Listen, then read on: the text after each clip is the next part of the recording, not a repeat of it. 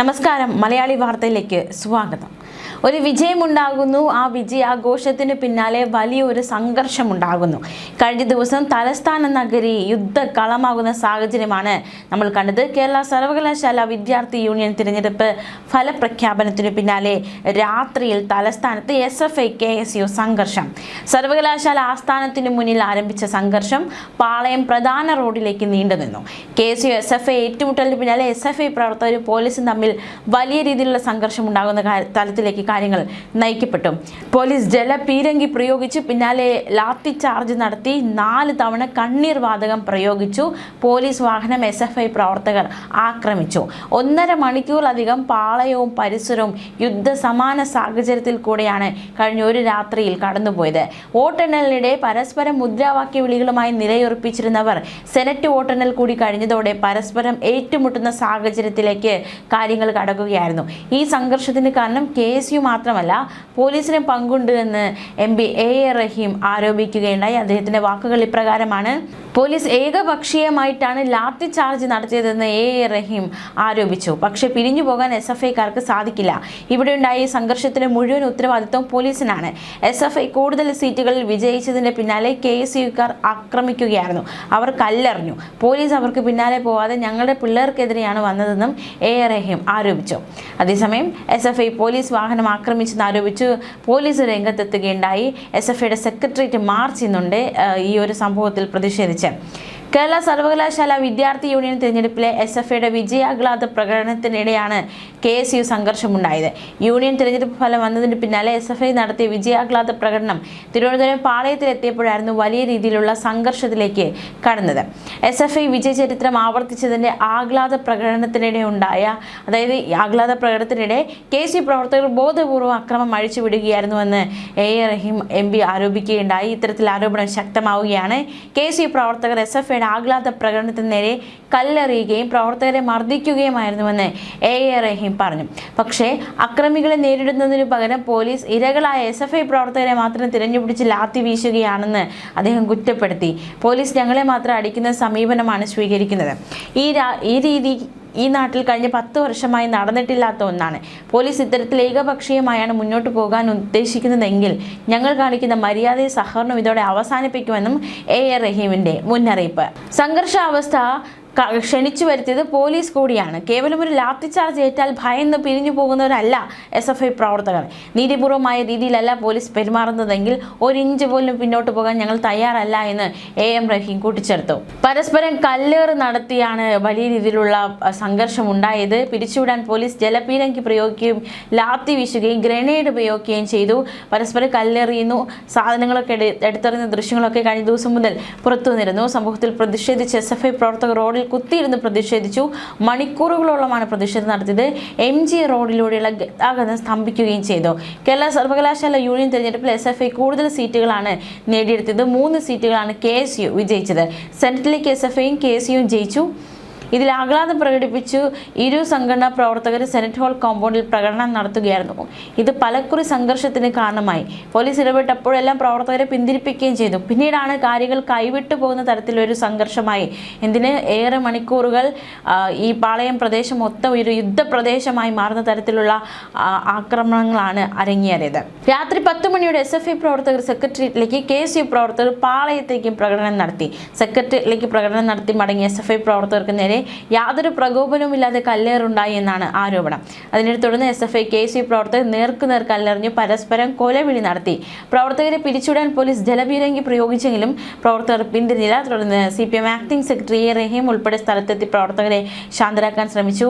അടങ്ങിയിരിക്കുക എന്നതടക്കമുള്ള ഒരു നിലവിളി, അതല്ലെങ്കിൽ അദ്ദേഹം പ്രവർത്തകരെയൊക്കെ അന്ന് അടങ്ങിയിരിക്കൂ, ശാന്തരാകൂ എന്ന് ഉറക്കെ വിളിച്ചു പറഞ്ഞ ദൃശ്യങ്ങളൊക്കെ കഴിഞ്ഞ ദിവസം മുതൽ പുറത്തു വരികയാണ്. 2 വിഭാഗം പ്രവർത്തകർക്കുമിടയിൽ പോലീസ് നിലകൊണ്ടു. അവരെ പിന്തിരിപ്പിക്കാൻ ശ്രമം നടത്തി. എന്നാൽ SFI പ്രവർത്തകർ പിന്മാറാൻ തയ്യാറായില്ല. KSU പ്രവർത്തകരും 1 ഇഞ്ച് പിന്മാറാൻ തയ്യാറായില്ല. ഇരു കൂട്ടരും നേർക്കുനേർ പോരടിക്കുകയായിരുന്നു. ജലപീരങ്കി വാഹനത്തെ ആക്രമിക്കാൻ SFI പ്രവർത്തകർ തിരിഞ്ഞു. തുടർന്ന് വീണ്ടും പോലീസ് ജലപീരങ്കി പ്രയോഗിക്കുകയായിരുന്നു. എങ്കിലും പ്രവർത്തകർ പിരിഞ്ഞു പോകാത്തതിനെ തുടർന്ന് പോലീസ് 3 തവണ ഗ്രനേഡ് പ്രയോഗിച്ചു. പ്രവർത്തകർ പിന്തിരിഞ്ഞില്ല. ഇതിനിടെ CPM നേതാവ് MP ജയരാജൻ ഉൾപ്പെടെ സ്ഥലത്തെത്തി. യാതൊരു പ്രകോപനവുമില്ലാതെ സെനറ്റിൽ വിജയിച്ചവരുമായി SFI നടത്തിയ പ്രകടനത്തിന് നേരെ ഏകപക്ഷീയമായി KSUവും പോലീസ് ചേർന്ന് ആക്രമണം നടത്തുകയായിരുന്നെന്ന് അദ്ദേഹം ആരോപിച്ചു. SFI സംസ്ഥാന ഭാരവാഹികളായ ശിവപ്രസാദ്, സഞ്ജീവ് ഉൾപ്പെടെയുള്ളവർക്ക് നേരെയാണ് ആക്രമണം ഉണ്ടായത്. ഭരണം കിട്ടിയതിന്റെ അഹങ്കാരത്തിൽ എന്തും ചെയ്യാമെന്ന് കരുതിയാൽ വില പോകില്ല. കാക്കിധാരികളെ ഗദർധാരികൾ നിയന്ത്രിക്കുകയാണെങ്കിൽ അത് അംഗീകരിക്കില്ലെന്നും ജയരാജൻ പറഞ്ഞു. രാത്രി 11 മണി കഴിഞ്ഞിട്ട് തലസ്ഥാന നഗരിൽ സംഘർഷം തുടരുന്ന സാഹചര്യമായിരുന്നു. അതേസമയം സംഭവവുമായി ബന്ധപ്പെട്ട് വിദ്യാർത്ഥി സംഘർഷങ്ങളുമായി ബന്ധപ്പെട്ട് SFI പ്രവർത്തകർക്കെതിരെ കന്റോൺമെന്റ് പോലീസ് 2 FIRകൾ രജിസ്റ്റർ ചെയ്തു. വധശ്രമം, പൊതുമുതൽ നശിപ്പിക്കൽ, പോലീസിനെ ആക്രമിക്കൽ തുടങ്ങിയ ഗുരുതര വകുപ്പുകൾ ചുമത്തിയാണ് കേസ്. സംഘർഷത്തിൽ മ്യൂസിയം SHO അനൂപിന്റെ കൈയൊടിഞ്ഞു. KC പ്രവർത്തകനെ മർദ്ദിച്ചതിനും വിജയാഹ്ലാദ പ്രകടനത്തിനിടെ പോലീസിനെ ആക്രമിച്ച് പൊതുമുതൽ നശിപ്പിച്ചതിനുമാണ് നിലവിൽ കേസെടുത്തിരിക്കുന്നത്. കേസിൽ കണ്ടാൽ അറിയാവുന്ന KC പ്രവർത്തകർക്കെതിരെയും പോലീസ് നടപടി ഉണ്ടായേക്കുമെന്നാണ് സൂചന. ആദ്യ കേസ് തിരഞ്ഞെടുപ്പ് നടന്ന ദിവസം രാവിലെ വോട്ട് ചെയ്യാനെത്തിയ KC പ്രവർത്തകനായ അഭിജിത്ത് സജിയെ SFI പ്രവർത്തകർ മർദ്ദിച്ചു എന്നതാണ്. അഭിജിത്തിനോട് SFI പ്രവർത്തകർ ഐഡന്റിറ്റി കാർഡ് ആവശ്യപ്പെടുകയും ഇത് നൽകാത്തതിനെ തുടർന്ന് അസഭ്യം വിളിച്ചുകൊണ്ട് മതിലിനോട് ചേർത്ത് നിർത്തി മുഖത്തും തലയിലും ക്രൂരമായി മർദ്ദിക്കുകയുമായിരുന്നു എന്ന് FIRൽ പറയുന്നുണ്ട്. സംഭവത്തിൽ ആഷിഖ്, അർജുൻ, വൈഭവ്, ചാക്കോ, ഹരികൃഷ്ണൻ എന്നീ SFI പ്രവർത്തകർക്കും കണ്ടാൽ അറിയാവുന്ന മറ്റു 3 പേർക്കെതിരെയുമാണ് കേസെടുത്തത്. തിരഞ്ഞെടുപ്പ് ഫലം പുറത്തുവന്നതിന് പിന്നാലെ രാത്രി 10 മണിയോടെയാണ് പാളയം രക്തസാക്ഷി മണ്ഡപത്തിന് സമീപം രണ്ടാമത്തെ സംഘർഷം ഉണ്ടാകുന്നത്. SFI KC പ്രവർത്തകർ തമ്മിൽ പരസ്പരം കല്ലേറുണ്ടായി. വലിയ രീതിയിലുള്ള സംഘർഷത്തിലേക്ക് കാര്യങ്ങൾ നയിക്കപ്പെട്ടു. ആക്രമണത്തിൽ മ്യൂസിയം SHO അനൂപിന്റെ ഇടത് കൈയിലെ എല്ലൊടിഞ്ഞു. മറ്റ് നിരവധി പോലീസുകാർക്കും പരിക്കേറ്റു. അക്രമാസക്തരായ പ്രവർത്തകർ സർക്കാർ വാഹനത്തിന്റെ മുൻവശത്തെ ചില്ല് കല്ലെറിഞ്ഞ് തകർത്തു. 10,000 രൂപയുടെ നഷ്ടമാണ് വരുത്തിയത്.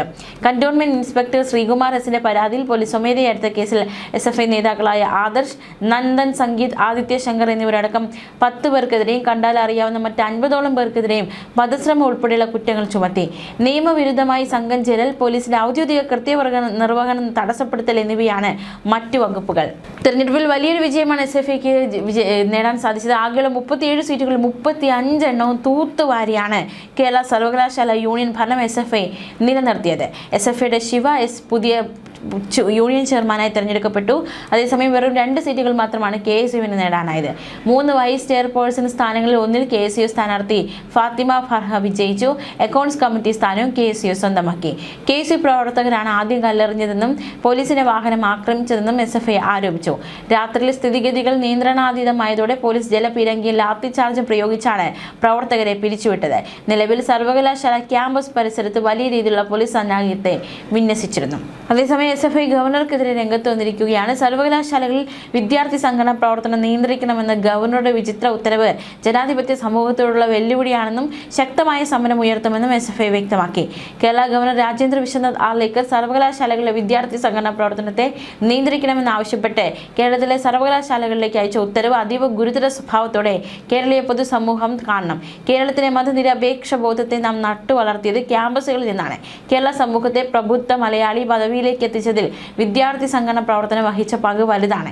ഈ കാരണത്താൽ തന്നെ കേരളത്തെ കീഴടക്കാൻ കഴിയില്ല എന്ന് തിരിച്ചറിഞ്ഞ സംഘീയായ ഗവർണർ കേരള സമൂഹത്തിൽ അരാഷ്ട്രീയത പടർത്താനും അതുവഴി അപരമത വിദ്വേഷം സൃഷ്ടിക്കാനുമുള്ള വഴിയായി സർവകലാശാല രാഷ്ട്രീയ നിരോധനം ഏർപ്പെടുത്തുക എന്ന അപകടകരമായ രാഷ്ട്രീയം കളിക്കുകയാണ്.